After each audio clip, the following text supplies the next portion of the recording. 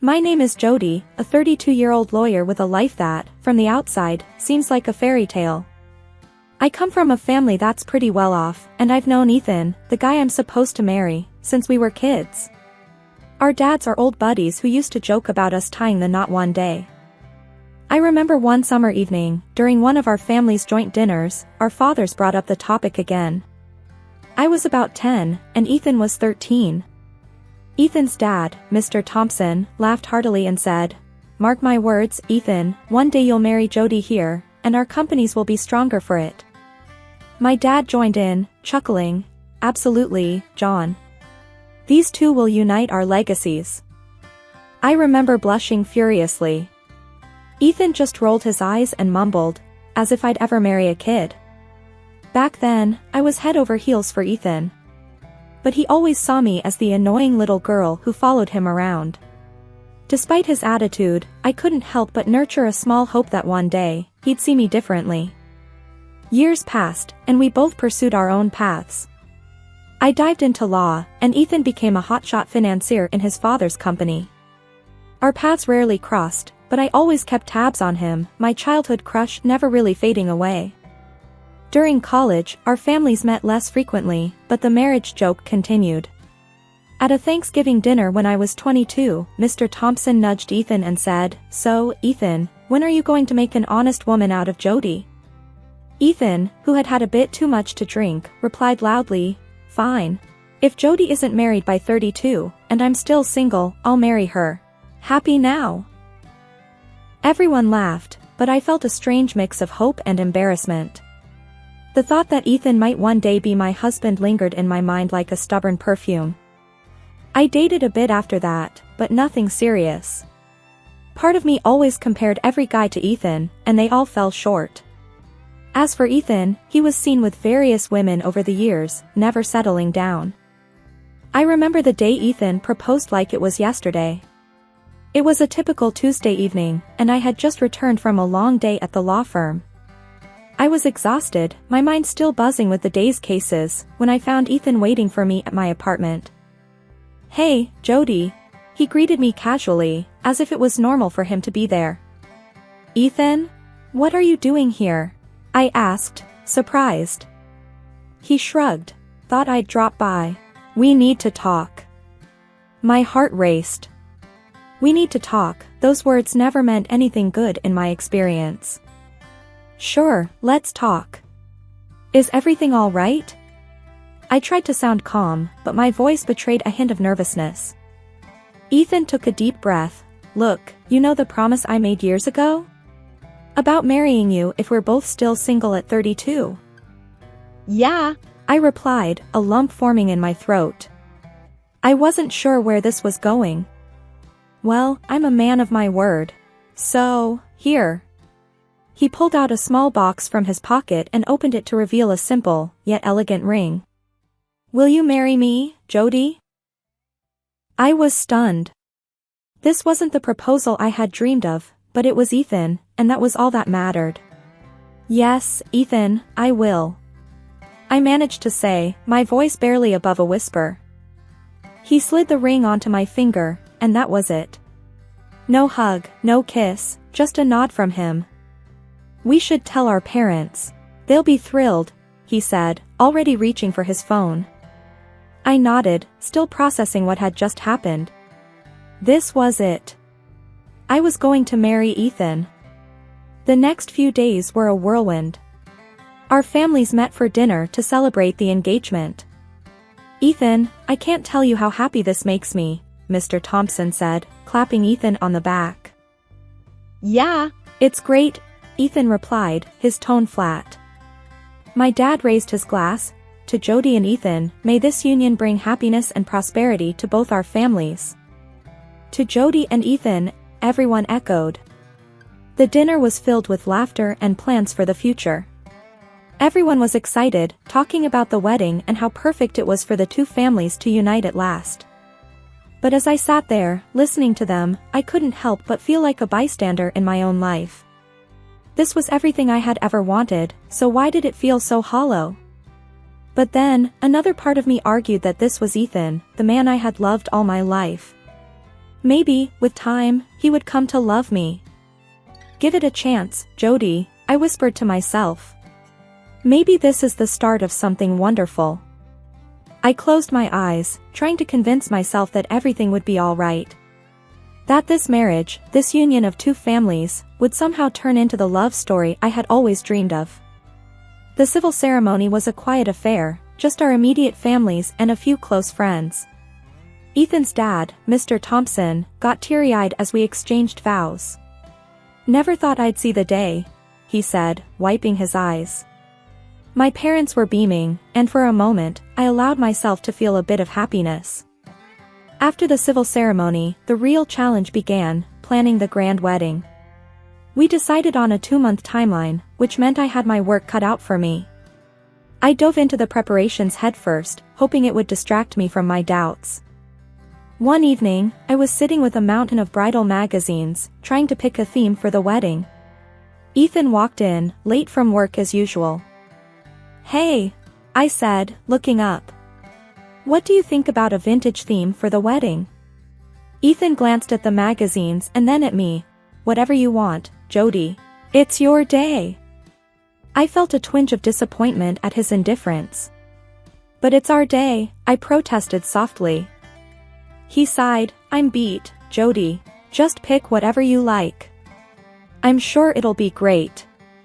He then walked away, leaving me alone with my magazines. I shook off the feeling of rejection and continued with the plans. Dress shopping was next on my list. I invited my mom and Ethan's mom, Mrs. Thompson, to join me. At the bridal shop, I tried on dress after dress, but nothing felt right. My mom was getting impatient. "Jody, they all look beautiful. Just pick one." Mrs. Thompson was more understanding. "Take your time, dear. It's a big decision." Finally, I found the perfect dress. It was elegant and simple, just what I had always imagined.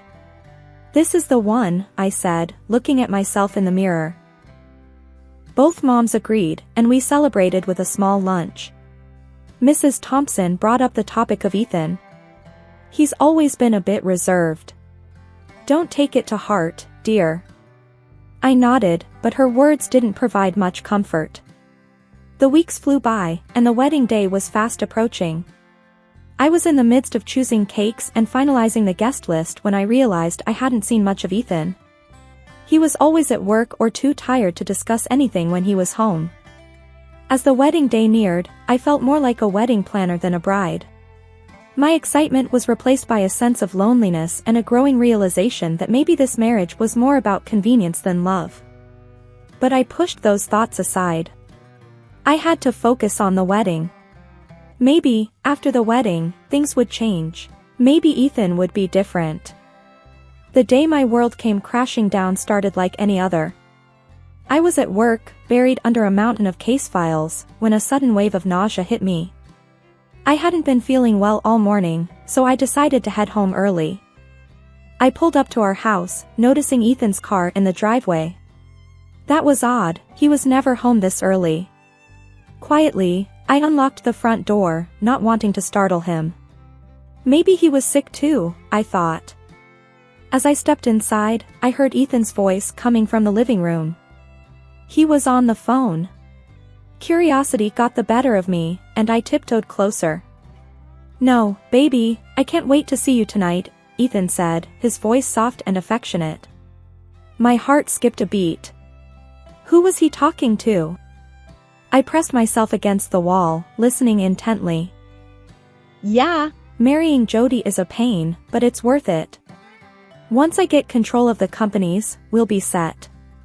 Don't worry, after she pops out a kid, I'll dump her," he continued. I felt like I'd been punched in the stomach. This couldn't be happening. The room spun around me as I struggled to process his words. "Yeah, she's clueless. Thinks I actually love her," he chuckled. That chuckle, so cold and cruel, shattered the last bit of hope I had. I couldn't listen anymore. I stumbled back to the front door, my mind racing. I needed to get out of there, to breathe. As I slammed the door shut behind me, I heard Ethan call out, Jody? Is that you?" I didn't look back. I got into my car and drove. I didn't know where I was going, I just needed to be away from that house, away from Ethan. I ended up at a park, sitting on a bench, watching families and couples around me, oblivious to my world falling apart. How could I have been so blind? How could I not see what Ethan really was? I had to make a decision. Confronting Ethan was the obvious choice, but what then? Cause a scene, break off the engagement, and be the talk of our families and friends? Or play along, keep my dignity, and figure out what to do next? As the sun set, I made up my mind. I wasn't going to let Ethan see how much he had hurt me. I would play his game, for now, but on my terms. I had to be smart about this. I drove home, my face a mask of calm. Ethan was waiting for me, a concerned look on his face. "Where were you?" "I was worried," he said, coming towards me. "I wasn't feeling well, just needed some fresh air." I lied smoothly. He nodded. "Okay, well, I'm here now. Let's have dinner." I forced a smile. "Sure, that sounds great." As we sat eating, I looked at Ethan, really looked at him. This was the man I had loved my whole life, and now, he was nothing but a stranger to me. That night, as Ethan slept beside me, I lay awake, my mind racing with plans and possibilities. One thing was clear, I wasn't going to be the victim in this story. Ethan had no idea who he was dealing with. Lying next to Ethan that night, I couldn't shake off the mix of anger and betrayal boiling inside me. I needed to know more, to understand the extent of his deceit. Quietly, I reached for his phone on the nightstand. My hands were trembling as I unlocked it, thank goodness for easy-to-guess passwords. I opened his messages and there it was, a string of texts with someone named Julia. My heart raced as I scrolled through their conversations. They were planning to meet the night before our wedding, in our house. An extreme date, in the presence of a sleeping wife is exactly what they called their plan. So that I wouldn't disturb them, they planned to give me strong sleeping pills. The audacity of it made my blood boil. "Ethan, you bastard," I muttered under my breath. I heard him stir and quickly place the phone back, pretending to be asleep. My mind was racing with thoughts of revenge. I couldn't let them get away with this. I needed a plan, something to turn the tables on Ethan and his mistress. The next morning, I acted as if nothing had happened. Ethan was his usual self, indifferent and preoccupied with work.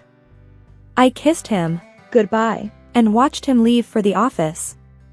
Once he was gone, I sat down with a cup of coffee, thinking about my next move. I decided to reach out to an old friend from law school, Mike. He was now a private investigator and could be the key to gathering the evidence I needed against Ethan. I met Mike at a small cafe downtown. He looked concerned when I told him about Ethan's betrayal. "Jody, I'm so sorry. What do you need me to do?" he asked. "I need evidence, Mike. Photos, texts, anything that can prove what he's up to," I said, my voice steady despite the turmoil inside. Mike nodded. "Consider it done. I'll get you everything you need." "Thank you, Mike. I can't let him get away with this," I replied, feeling a sense of empowerment for the first time since I heard Ethan's conversation. That evening, Ethan came home late again. We sat down for dinner, the tension between us palpable. "Is everything okay, Jody? You seem distant," Ethan said, his eyes not meeting mine. I forced a smile, just tired from wedding planning. "You know how it is." He nodded. "Yeah, I guess. Listen, I'll be working late tomorrow night. Don't wait up for me." I felt a flash of anger but kept my composure. "Sure, no problem. Work comes first, right?" He didn't detect the sarcasm in my voice. "Exactly. Glad you understand." As I lay in bed that night, I couldn't help but think about how blind I had been. Ethan never loved me. It was all a lie, a means to an end for him. But I wasn't going to be a pawn in his game any longer. I had Mike gathering evidence, and soon I'd have enough to expose Ethan for the fraud he was. But that wasn't enough. I wanted him to feel the humiliation and betrayal I felt. I started planning the ultimate revenge in my mind, a way to turn the tables and leave Ethan with nothing. He thought he was playing me, but he had no idea what was coming for him. The eve of our wedding arrived with a heavy air of anticipation. Ethan seemed more on edge than usual, but I pretended not to notice. I was too focused on my plan, the final act of this tragic play. Ethan came home early, which was unusual. He was carrying a bottle of champagne and 2 glasses. "Thought we could celebrate our last night as an unmarried couple," he said with a forced smile. I played along, hiding my contempt. "That sounds lovely," I replied, mustering a smile. As he poured the champagne, I couldn't help but wonder if this was the moment he'd try to drug me, as per his plan with Julia. We clinked glasses, and I brought the champagne to my lips, pretending to sip while actually letting it run down the side of my mouth. Ethan didn't notice, he was too busy texting under the table. Probably Julia, I thought bitterly. After a few minutes, I feigned dizziness. "Ethan, I'm not feeling so well. I think I need to lie down." He looked up, satisfaction flashing in his eyes for a moment. "Oh, okay. Do you need any help?" "No, I'll be fine. Just need some rest," I said, standing up shakily. As I made my way to the bedroom, I heard Ethan make a phone call. "She's out. You can come over now," he whispered.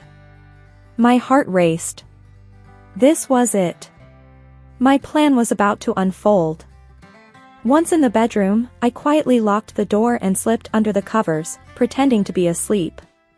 I heard the front door open and close a while later, and then low voices coming from the living room. Ethan and Julia, no doubt. I waited for what felt like hours, my body tense with anticipation. Then, I made my move. I grabbed my phone and called both our parents, whispering a quick lie about a surprise for them at the house. "Mom, Dad, you need to come over right now.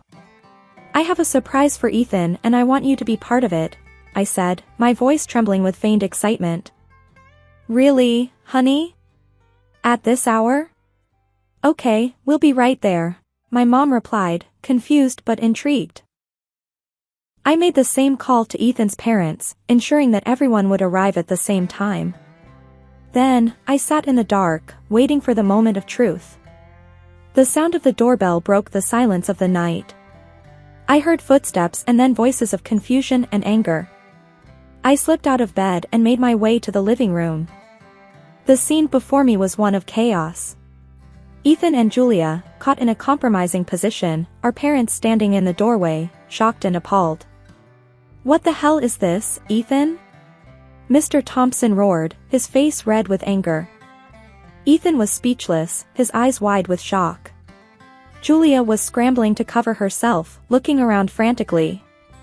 I stepped into the room, a sense of satisfaction washing over me.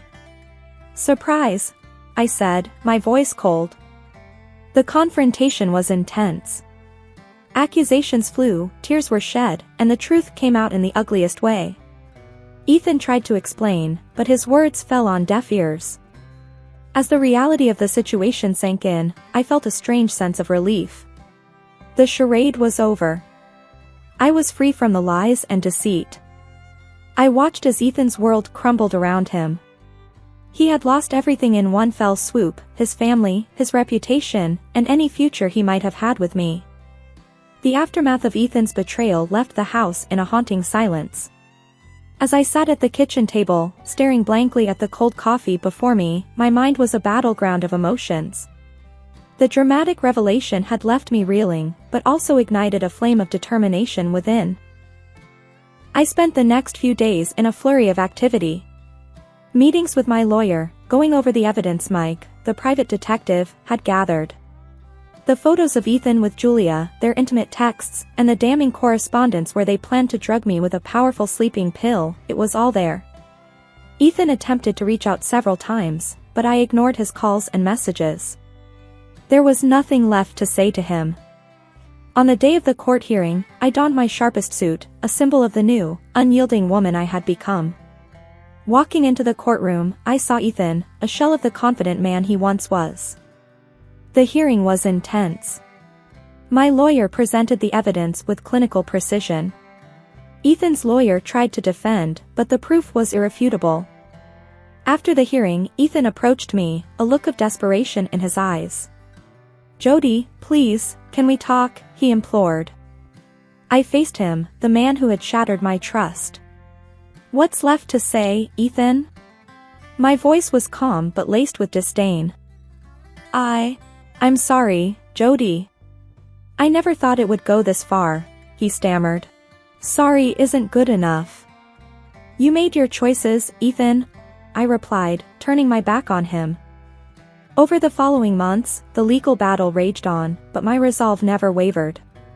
The evidence was damning, and eventually, justice was served. Ethan was ordered to pay a significant sum for emotional damages. Leaving the courtroom for the last time, a wave of relief washed over me.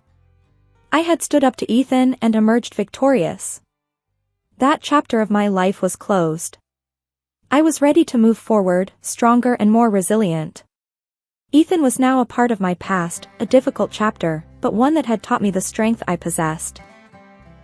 Walking out of the courthouse, the final gavel still ringing in my ears, marked more than just a legal victory. It was the end of a chapter, a painful saga that had changed me in ways I never imagined. As I stepped into the sunlight, a sense of liberation enveloped me, the chains of my past finally broken. I didn't head home immediately. Instead, I found solace in a quaint park, a place that once held memories of Ethan and me. Now, it symbolized a fresh start.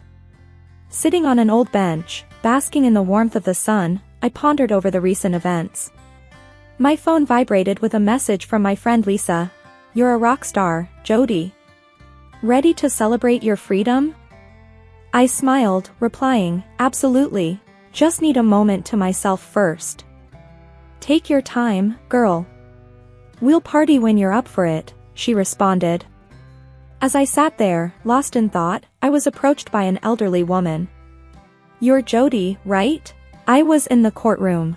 "What you did, standing up for yourself, was incredibly brave," she said softly. Her words touched a deep chord within me. "Thank you. It wasn't easy, but it was necessary," I replied, feeling a swell of pride.